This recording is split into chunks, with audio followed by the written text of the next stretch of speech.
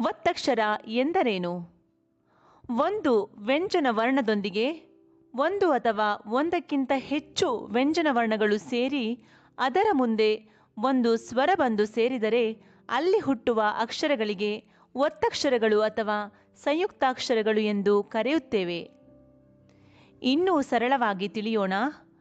ಎರಡು ಅಥವಾ ಅನೇಕ ವ್ಯಂಜನಗಳು ಸ್ವರದೊಂದಿಗೆ ಸೇರಿಯಾಗುವ ಅಕ್ಷರಗಳಿಗೆ ಒತ್ತಕ್ಷರಗಳು ಎಂದು ಕರೆಯುತ್ತಾರೆ.